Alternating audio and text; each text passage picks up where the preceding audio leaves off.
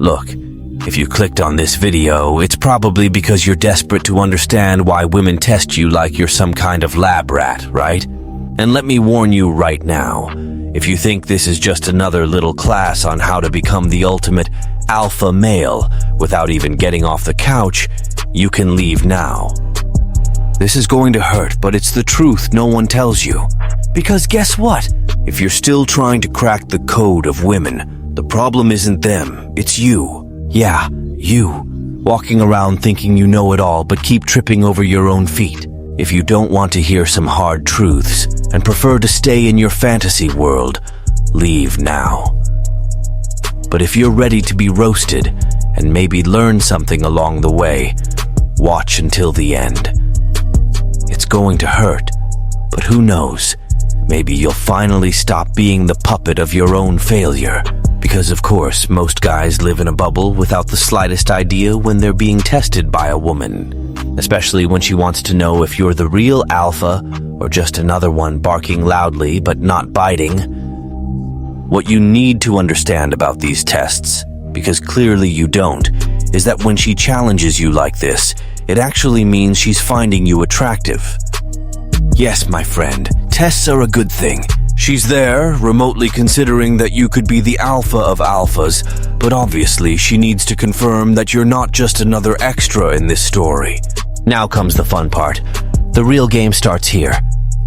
She's going to test you in every way possible to see if the macho image you're trying to sell matches who you really are. Spoiler, probably not, but relax. Look at it as a chance to prove you're not just an Instagram lion. If you pass these tests, congratulations. Her attraction to you will grow and you'll finally be seen as the alpha male you believe you are, or at least something close to it. Now pay attention, because I'm going to show you the main tests she'll use to separate the wolves from the lapdogs. Let's get straight to the point. Number 1, the famous random irritation test, or can he handle my tantrum without losing it? She decides out of nowhere to get irritated or upset. No, there's no logical reason. Then her mood changes, her tone of voice shifts, and suddenly you get hit with something like, "Seriously, you're going to order that?" Obviously, her irritation has nothing to do with the dish. She just wants to see if you'll fall for her little game. Why does she do this? Simple. She wants to see if she can throw you off balance with something trivial. The goal: to see if you're emotionally weak or if you stay calm, as if nothing happened. If you throw a fit, congratulations, you just won the title of weakness. But if you stay cool, victory guaranteed. The key? Be unshakable, like a rock in the middle of a storm. No matter what happens, keep your composure. No need to argue, justify, or play her game. She just wants to see you lose it. If you don't give her the satisfaction, she'll start seeing you as someone solid, a real man, whatever that means in her manual. Important detail: a test is one thing, disrespect is another. If she crosses the line and treats you poorly, that's a different story. But if it's just a silly irritation, your best weapon is Zen indifference. Don't react, don't get destabilized over a random comment. She wants to test your emotional balance, like a game of toppling dominoes, and you're the domino. If you start justifying yourself or trying to figure out what you did wrong, you've already lost. Your reaction screams, "I'm weak and insecure." It sounds ridiculous, but what's really at stake is your ability to stay in control. She wants to see if she has the power to shake you up. If she succeeds, point for her. If not, you gain ground. When you don't react, you send the message that you're above these little games. And of course, not reacting doesn't mean pretending you didn't hear. The key is assertive indifference. A calm smile or a short response like, "Yes, I will." No need to feed into the argument. The more you fuel it, the more she'll push your buttons. Some say it's primitive instinct. Others think she's testing if you have what it takes to be a leader or protector. She wants to see if you'll keep calm when things get tough, or if you'll lose control at the first sign of crisis. It's the emotional resilience test. If you fall into the trap and start apologizing for a non-existent situation, she'll lose interest. If you can't handle a sarcastic comment, how are you going to deal with real-life problems? But pay attention. Staying calm doesn't mean being a doormat. If she starts truly disrespecting you, the game changes. Respect is the dividing line. Tolerating abuse disguised as a test doesn't make you alpha. In that case, the response needs to be firm and clear. You don't tolerate that behavior. Respect is fundamental. In summary, she's testing to see if you crumble or stay solid. If you freak out, you lose points. If you stay firm and calm, congratulations, you pass the first test. But remember, the goal isn't to be immune to everything, but to show that you don't let yourself be manipulated by silly provocations. And that, my friend, is just the beginning. Brace yourself emotionally, because if she sees potential in you, the tests are only going to get more intense. Good luck. Number 2, the opinion change test, aka will he become a doormat just to please me? This one's a classic. You throw out an opinion on anything. It could be something deep or trivial, doesn't matter. And suddenly, she decides to disagree, even though 5 minutes ago she was totally on board. Then you, all innocent, think you're in the middle of a rational debate. Spoiler, you're not. What she wants to know is if you have any personality, or if you're just going to become a wacky inflatable tube man, swaying with the wind just to keep the peace and avoid upsetting the princess. She's not interested in your opinion on the movie you watched or global politics, as much as it may seem. What she wants to see is if you'll switch sides, bend over backward, and contort yourself like an amateur magician, just to make her feel comfortable and approved. If you do that, meaning if you change your mind just because she made a didn't-like face, congratulations, you just slid down several rungs on her respect ladder. What's happening here is this. If you change your opinion with every blink she gives, the message you're sending is crystal clear, and it's terrible. You're basically saying, my convictions are as solid as jelly. And as much as it may seem like this will avoid conflict and ensure she's happy with you, the effect is the opposite. She starts seeing you as a guy without a backbone, someone who does emotional gymnastics just to please. And you know what's more fun? She loses interest faster than you can say, sorry, I agree with you. Now, if you boldly stand by your opinion, even when she throws that rehearsed look of disagreement, things change. She may not admit it. She may even get a little upset at the moment. But the truth is, deep down, women respect guys who have their own opinions, who don't change their minds just because someone frowns. The guy who's congruent, who stands by what he thinks, even if it causes a little discomfort, is the guy who earns respect. And, spoiler again, respect leads to attraction. But here's an important side note, because you might be thinking, so I have to be stubborn like a mule, right? No, genius, that's not it. We're not talking about becoming a robot programmed to contradict everything just to play tough. What you need is conviction. Changing your mind because you were genuinely convinced by good arguments? Cool, that shows you're smart and open to dialogue. But changing your opinion just because she raised an eyebrow or made a face? Now you're screwed. She'll notice the fragility in seconds, and goodbye any chance of being seen as someone respectable. The test here is simple. She wants to know if you're strong enough to stand by who you are, or if you'll crumble at the first disagreement. And guess what? If you're a chameleon who changes color to adjust to what she finds comfortable, her interest in you will vanish faster than smoke. Women don't want a mirror that only reflects their opinions. They want someone they can count on, a guy with his own identity, his own convictions. But hold on, champ. No need to foam at the mouth with unnecessary rage. The idea isn't to become a troglodyte who doesn't listen to what others have to say, but to be coherent with what you believe in without turning everything into a trench war. If she sees that you can hold your ideas without having to turn everything into a battle, congratulations, you're already light years ahead of the competition. After all, congruence is synonymous with strength, and strength surprise is exactly what she wants. No, you don't need to become a bodybuilder, but having the backbone of someone who doesn't crumble at the first breeze helps a lot. Heads up, she'll test you, and it won't be something obvious.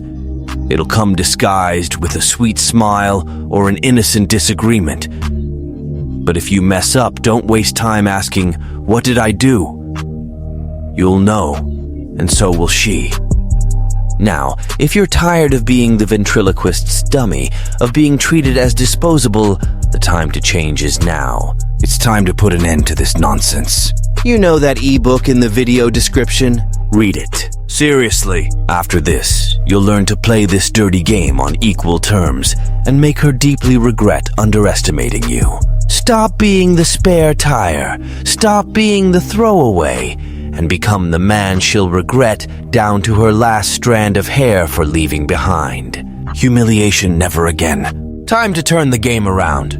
Number 3, the availability test, affectionately known as, "Is he my personal butler, or does he have a life?" This one is when she decides to see if you have a life beyond drooling after her. You know that invitation you made, all excited to go out on Saturday night? Well, she cancels at the last minute. Reason? A classic. "Oh, something came up," or "I'm busy, maybe another day." Now, pay attention because she might even be in her pajamas watching Netflix. But the real goal here is to see what you'll do with the curveball she threw. If you immediately suggest Sunday as an alternative, or worse, offer any other available day in your empty schedule, congratulations. You just showed that you're right there, already, just waiting for her time like a good little dog. The message you're sending? You have nothing else to do on your weekend or in your life.